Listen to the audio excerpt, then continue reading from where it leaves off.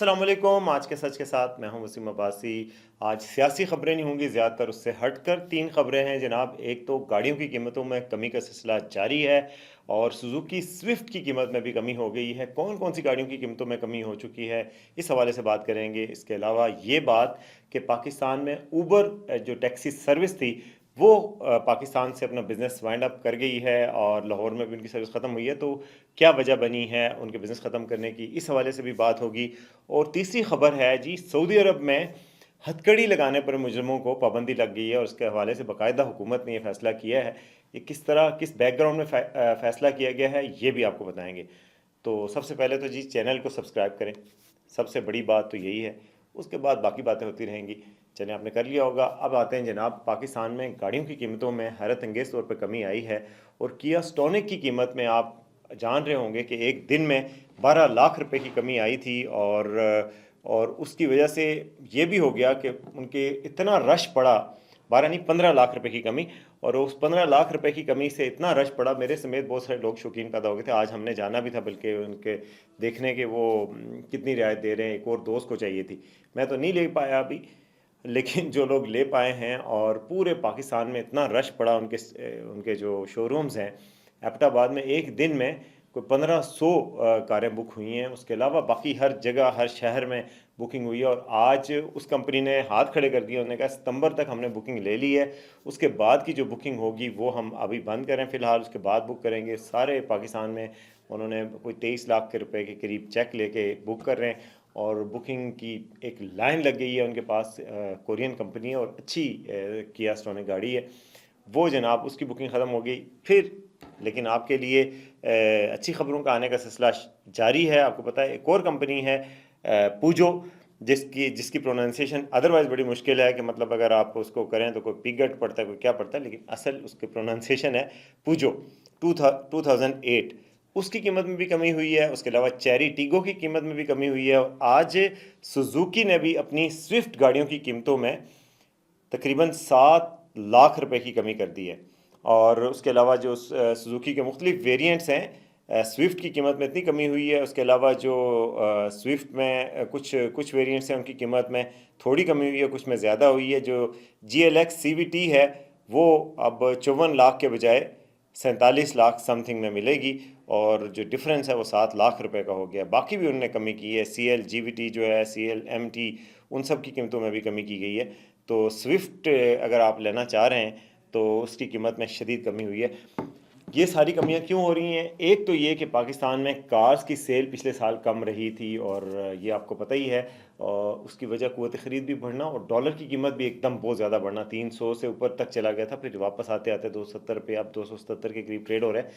ये वजह बहुत बड़ी बनी। फिर लोगों ने कहा भाई अल्लाह का नाम है, एक तो पाकिस्तान के टैक्सेस इस पे बहुत हैं, ड्यूटी के टैक्सेस और ड्यूटीज़ और बाकी सारी चीज़ें। और फिर ऊपर से जनाब कंपनियों की कीमत जो पहले ही बहुत ज़्यादा थी और डॉलर्स, तो फिर और बैंकों ने तो जनाब शरह सूद देखें आप, 22% पे और 23% पे कौन कैसे लेगा। इस वजह से सेल रुक गई थी। इस वजह से भी उन्होंने कहा कि जी हमारे तो पता नहीं कोई एनिवर्सरी है, किया ने ये सेल लगाई। उसके बाद प्रेशर आया इंडस्ट्री पे बाकी जगहों पे भी, तो स्विफ्ट ने भी कम की, पूजो ने भी कम की, चेरी ने भी कम की। और अब ये एक कमी का सिलसिला चेन इफेक्ट है जो सब पे आएगा और कम होगी। डॉलर चूँकि स्टेबल हो चुका है 270 पे, अभी तो पेट्रोल भी आपको 5 रुपये सस्ता मिल रहा है।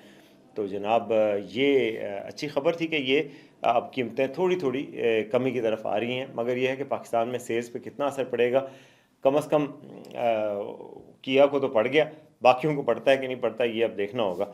तो ये जी कीमतों में कमी की एक और भी आपको अच्छी खबर सुनाएं कि जो सारी कंपनीज़ हैं इन्होंने मिलकर गवर्नमेंट को ख़त लिखा है। बजट बन रहा है, बजट की आमद है, जून में बजट आता है आपको पता है। तो बजट से पहले इन कंपनियों ने कहा कि अल्लाह का वास्ता है गवर्नमेंट को कि पाकिस्तान में गाड़ियों पे जितना टैक्स है उसको कम किया जाए, टैक्स की शरह को कम करें ताकि हम गाड़ियों की कीमत को कम कर सकें। तो ये भी हो सकता है कि हुकूमत भी कोई हीट करे कि ज़ाहिर है वो कह रहे हैं हमारी इन्वेस्टमेंट डूब जाएगी वरना हम यहाँ पे काम बंद कर देंगे। पाकिस्तान में जो सरमायाकारी हो चुकी है SIFC के तहत, कुछ तो सरमायाकारी नहीं आ रही, कुछ जो हुई है। और जो कार कंपनीज़ हैं बड़ी पाकिस्तान में, होंडा, टोयोटा, ये जापानीज़ कार कंपनीज़ हैं ख़ासतौर पर, फिर कोरियन कुछ हैं, तो वो कह रहे हैं कि हमारी इन्वेस्टमेंट डूब जाएगी तो फिर हमें इंडस्ट्री हटानी पड़ेगी, इसलिए आप टैक्स कम कर दें। और मेरे ख्याल में भी थोड़ा सा टैक्स कम होना चाहिए। जो पाकिस्तान में जो टैक्सेस हैं वो इतने ज़्यादा हैं کہ پاکستانی امریکہ میں ان کے لیے گاڑی خریدنا آسان ہے. میں برونائی میں تھا, وہاں میں نے گاڑی خریدی, وہ بہت آسان تھی. امریکہ میں گاڑی 15,000 10,000 ڈالر میں اتنی اچھی مل جاتی ہے, یعنی کہ 30 لاکھ میں. پاکستان میں وہی گاڑی جناب کروڑ کروڑ روپے میں ملتی ہے. تو وجہ یہ ہے کہ گورنمنٹ کے ٹیکسز بہت زیادہ ہیں, تو گورنمنٹ کو بھی تھوڑا سا ٹیکسز کو کم کرنے کی ضرورت ہے. اور یہ تجویز گئی ہے پاکستان کے کار ڈیلرز ایسوسیشن کی طرف سے باقاعدہ, اور کہا گیا کہ گورنمنٹ ٹیکس کم کرے. اگر تھوڑے سے گورنمنٹ ٹیکس کم کرتی ہے تو گاڑیوں کی قیمتوں میں مزید کمی بھی ہو سکتی ہے. تو اگر آپ گاڑی ابھی نہیں خریدی اور ابھی نہیں افورڈ کر پا رہے تو فکر نہ کریں, جون تک شاید گاڑیوں کی قیمتیں تھوڑی سی مزید نیچے آئیں, اور اس میں ساری گاڑیوں کی قیمتیں ہوں گی. تو گاڑی اگر آپ نے بدلانی ہے, میں نے بھی بدلانی ہے, ساتھ ہی بدلائیں گے انشاءاللہ. پھر ابھی آپ ویٹ کریں میری طرح جون تک نا. ایسے پیسے بھی تھوڑے تھوڑے کمیٹیاں ڈالیں, میں بھی ڈال رہا ہوں, تو پھر انشاءاللہ اللہ کرے گا جب تو آ جائے گی تو پھر گاڑی لیں گے. تو جی گاڑیوں کے حوالے سے اتنی خبر. دوسری بھی انویسٹمنٹ سے متعلق کی خبر ہے جی. اوبر جو کمپنی ہے, دنیا کی رائڈ کمپنی, بڑی کمپنی, آپ کو پتا بلینز آف ڈالر کا بزنس ہے ان کا. 2 سال پہلے تک وہ جناب 1 روپیہ اس بندے کا نہیں لگا ہوا تھا جس نے اوبر بنائی ہے, اور اس کو 20 بلین ڈالر ورتھ کی کمپنی بن چکی تھی. اب تو جناب اس کمپنی نے بچے دینے بھی شروع کر دیے.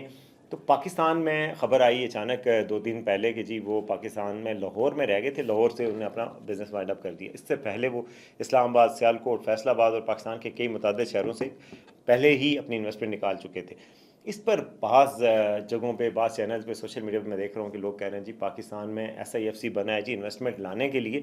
جو انویسٹمنٹ آئی ہوئی تھی وہ بھی جا رہی ہے, اور یہ اس حکومت کی ناکامی ہے کہ یہ انویسٹمنٹ جا رہی ہے. اوبر کمپنی پاکستان میں بند کر گئی ہے. اس سے پہلے آپ کو ایک میری ویڈیو بھی ہے, ٹیلی نار نے کیوں پاکستان چھوڑا. ٹیلی نار چھوڑ کے چلی گئی تھی, اب اوبر بھی چھوڑ کے چلی گئی. تو اس کی کیا وجوہات ہیں, تو میں آپ کو بتاؤں کہ اس کی وجوہات میں انویسٹمنٹ چھوڑنا یا یہ بات نہیں ہے.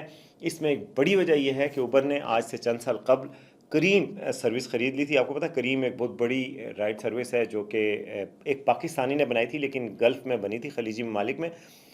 وہ اس نے ان کو بہت ٹف ٹائم دینا شروع کر دیا تھا. پاکستان میں تو آپ کو پتہ کریم اور اوبر کی ایسی جھگڑا شروع ہو گیا تھا. جب اوبر آئی اس کے بعد کریم آئی, اور اس کا اتنا جھگڑا شروع ہوا کہ جناب بزنس کو سیریسلی ہرٹ کرنا شروع کر دیا تھا ان کی.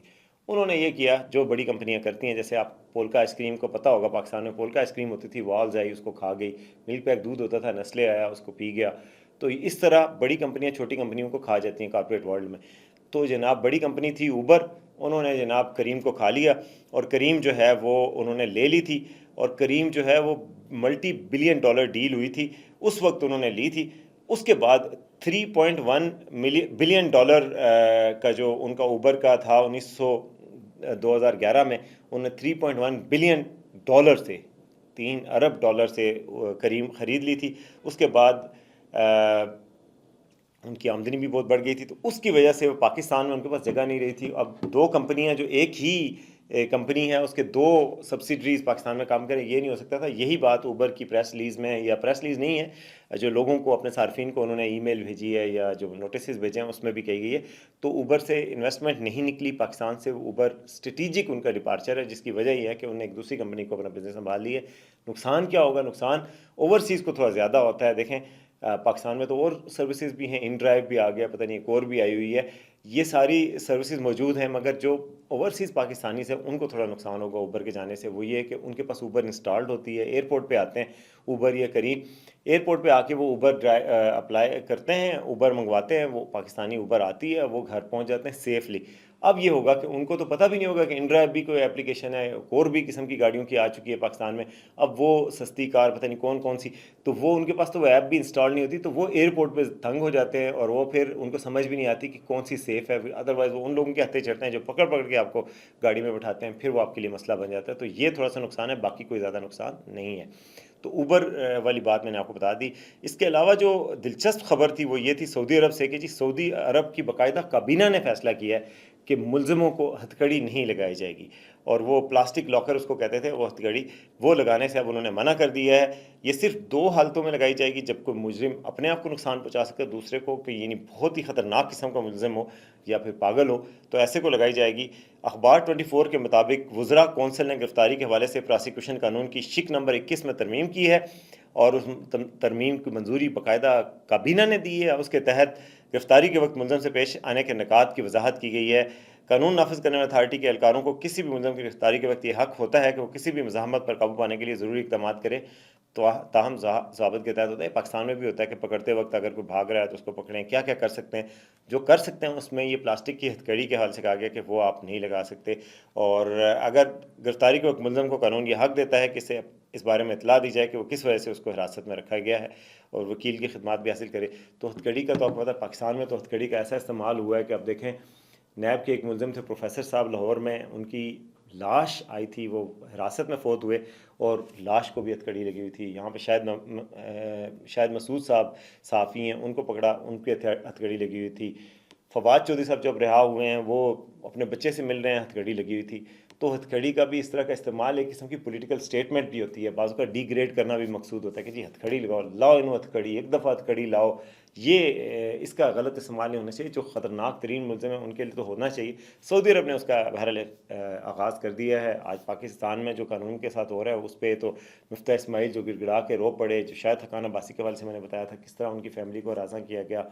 मुफ्ती इस्माइल तो बाकायदा रोए। उसके अलावा इन्वेस्टमेंट जो पाकिस्तान से जा रही है, आज एंग्रो ने भी अपनी एक स्टेटमेंट जारी की है, उसमें कहा है कि हम सुरखरू हुए हैं तो शुक्र अदा करते हैं। लेकिन एंग्रो के बारे में मुफ्ती साहब ने बड़ा ख़तरनाक वो किया कि एंग्रो वाले अपना बिज़नेस काफ़ी हद तक समेट के दुबई जा चुके हैं, जो उसके मालिक हैं। तो ये बड़ी अफसोसनाक बात है। अगर बिजनेसमैनों के साथ ऐसा सलूक होगा तो ज़ाहिर है फिर पाकिस्तान से बिज़नेस जाएगा। कोशिश करनी चाहिए कि हम बिज़नेसमैनों को इज़्ज़त दें, तभी पाकिस्तान में भी अंबानीज़ पैदा होंगे, वरना फिर आप रोते रहेंगे। तो ये थी आज की ताज़ा तरीन। देखते रहिए आज का सच।